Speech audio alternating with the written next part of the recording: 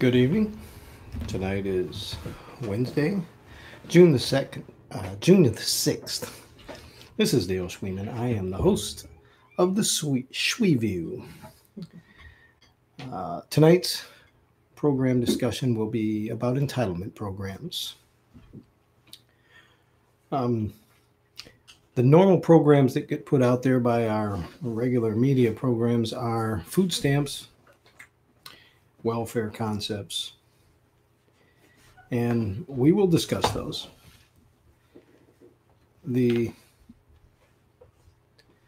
media likes to put that out there and call them the entitlement programs as opposed to assistance programs. They want to make the individuals who are receiving them look bad, try to shame them into not taking the programs. I personally have a problem with the programs, but I have a bigger problem with the term of entitlement programs. The vast majority of people that are on these programs do not feel like they're entitled to them. I will say that there probably are some that believe that just you owe me because I'm alive. But the vast majority, this is just what they are supposed to be, assistance programs. But the problem that nobody wants to get into is these programs that are assistance programs are actually developed in a way that they become a trap program as opposed to an assistance program. What I mean by a trap program is individuals get on these for assistance. However, the way they are designed, that once they get on them, they can't get off without a financial penalty. To break this down to the nitty gritty, we'll say food stamps. Individuals have to make X amount of dollars, and this dollar amount varies from state to state. And I'm going to venture to say maybe even from city to city within the states, depending on what the median income is. In this situation,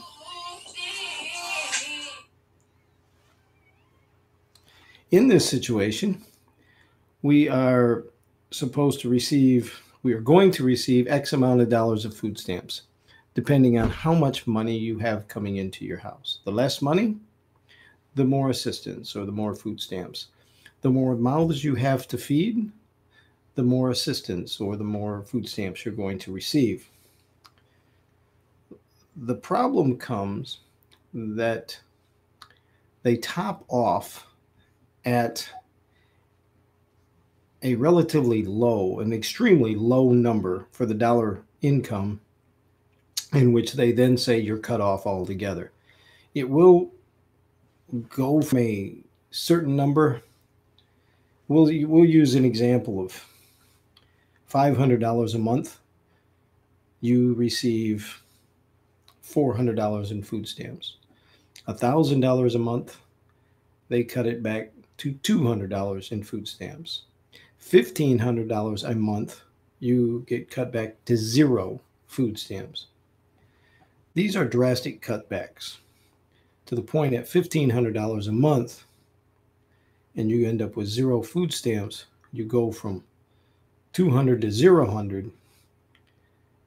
That's a drastic cut to where individuals at some point have to end up making a decision. Do I get a raise at work, or do I have to turn it down because it's going to take me over that threshold in which I'm going to lose more of my assistance than I'm going to gain with the raise? This is where I have a problem with the system. Now, if the system was set up to a more sensible graduated program, to where you didn't take off food stamps in such a huge chunk, and as well took them to a higher level of a person's personal income, in which individuals can make $1,500 and still receive a substantial amount of food stamps. And then we're getting a little bit of back noise, feedback noise on a delay. We're hoping the delay will get corrected. And all right, we've got that. We've got that corrected. Thank you. Um, the food stamp program, as we were saying, at 1,500, instead of going to zero, might go to 100. Even though I still think it should be a little higher. And at 1,700, you cut it back. At 2,000, you cut it back to the point where, if you really look at it, after the family or individual and or families make X amount of dollars, and your food stamps get gradually reduced as opposed to cold turkey cut off. At one point, they ultimately start paying for their own food stamps through the taxes they're generating for themselves. So they're not being a burden on Joe the plumber taxpayer or Mary the baker taxpayer. They're no longer actually being a burden on other taxpayers, because their taxes are ultimately, in reality, being paid in at a high enough level that they're actually paying for their own food stamps. And then some people say, well, then they don't need food stamps. Yes, they do. Because just because you're paying the taxes in to cover those food stamps, and then it doesn't mean you don't need the food stamps. Because if you cut the food stamps off, now you've paid the taxes in, but you're still hungry. You pay the taxes in, and you're still receiving but a smaller amount, and you graduate it up. To a lot of these families, the vast majority, if not all these families, even $50 a month in food stamps as you get near the end of the graduated program is a significant amount of assistance. Whereas currently we're cutting people off at such a low dollar amount, like I said, they end up being afraid to take a raise simply because it's going to cost them more in their loss of assistance. We have the same exact situation with the medical. We end up losing our medical benefits because we made $5 too much, $7 too much. And I understand the government needs to cut back because we can't cover everything. But the question is a healthy workforce population going to be more productive than an unhealthy one? I think the answer is yes. Without question, the answer is yes. Are there other areas in which cutbacks could be made? So now we open up the question, just what is an entitlement program? We always go after the assistance. We go after the medical. We go after the aid to dependent mothers. We go after the food stamps. These are what the things we look at. But if you really look at what is out there, there's a lot of businesses out there. I won't say a lot. There are some of the businesses out there, like museums, that depend on grants in order to stay afloat. A lot of smaller things depend on a grant from the government. A lot of the things we do.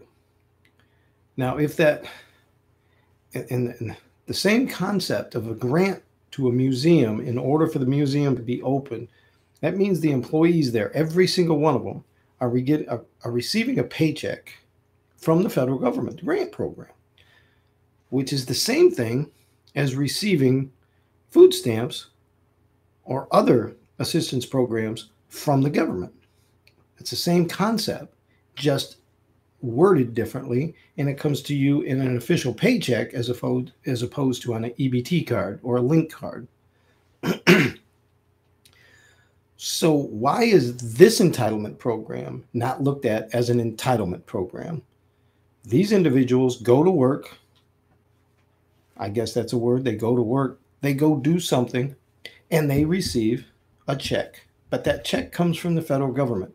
If that business doesn't receive the check from the grant from the federal government, those employees will not get any money.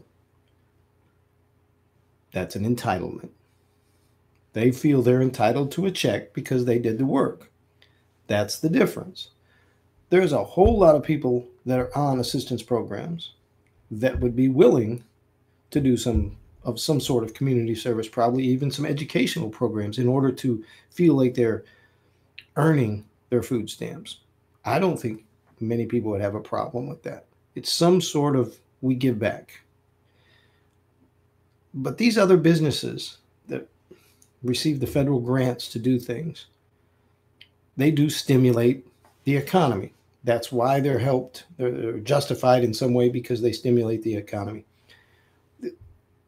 The assistance programs, the food stamps, and such also stimulate the economy.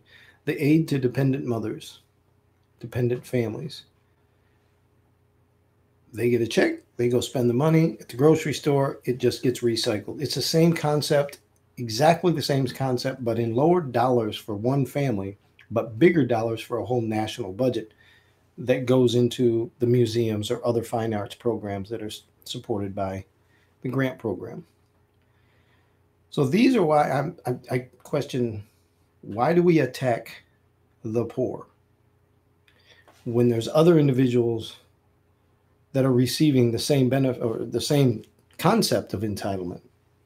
And the biggest one I'll go after is our own government and government workers themselves. The Congress makes $178,000 a year for a congressman. It's $178,000 a year taxpayer money. Okay, those taxpayer dollars, you're going to say that the Congress earns those because they go and argue to see if they can make our life worse. $178,000 worth of that every year, and they're going to argue that somebody who makes $15,000 shouldn't get anything. What do our congressmen get with that $178,000? They get a great insurance package, taxpayer paid. They get vacations and trips, partially taxpayer paid. They get homes, the second homes. Their first homes they have to pay themselves. A second home that's wherever their congressional area is. And in DC, they have Texas it's supplemented. So they receive these entitlements also. But nobody ever wants to point at themselves and say, take my entitlement away. They're always wanting to point at the other person. And everybody always points at the poor. Why? Because we have more poor than we do anything else. And the poor have the weakest voice. They might have the largest number in voicing, but they're the weakest voice. Because when you have no money, nobody listens to you because you can't really make an impact. History has shown that, unfortunately, that's not true, but it has to wait until a huge problem arises before that large number with the small voice end up making a huge difference. We have a chance in the United States to fix that. Instead of Congress asking for and being awarded a raise, Congress should ask for a pay reduction. If you want to reduce food stamps and assistance programs, reduce your own entitlements. And I ask that put forth a entitlement program that is more humane, more common sense, and more geared towards success. When you put together a program that has people gradually walk off the assistance program, that's truly an assistance program. When you put together the program like we currently have, it's a desperation program. A lot of people don't get on it until they're desperate. And then once they get on it, the way it's set up, you cannot get off without being penalized. That's a crying shame. And then we want to talk bad about those people. I've heard some of the people talk about what they buy with their EBT card. Specifically, they buy seafood. What do you want them to live on? Have you seen the price of beef? A lot of the individuals that do the news broadcast don't do their own grocery shopping. They make so much money, they send somebody else out to it. There's a couple of movies that are kind of cute. Good Deeds and 50 Shades of Grey. The rich people don't even know the price of a gallon of milk. And those may be movies, but it's reality. There's a lot of people don't know the price of a gallon of milk.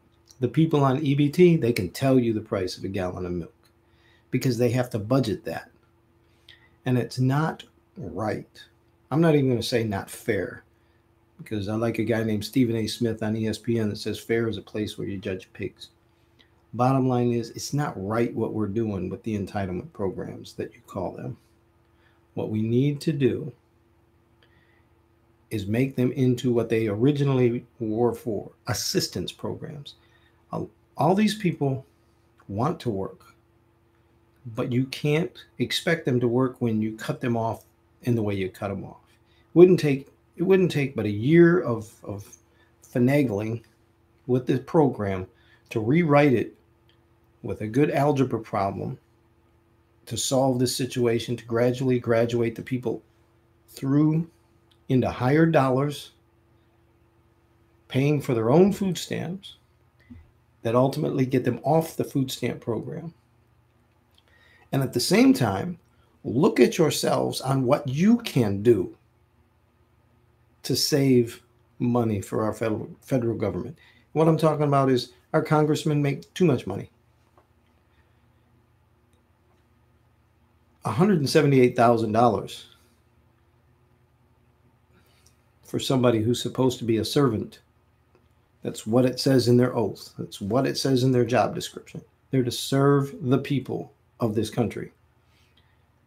They make more than the vast majority of people in this country. And then they want to turn around and look down their nose and point fingers at the poorest people and say, it's up to you to solve our budget problem. Lead by example. This is all I have on tonight's show. I'd like to see people tweet in, or you can leave messages. Let me know what you think. And we will be back Friday night with a show on gender rights and what the Supreme Court ruling the other day may have an effect on that. I thank you. This is the Schweview, Dale Schweeman signing off for tonight. Thank you.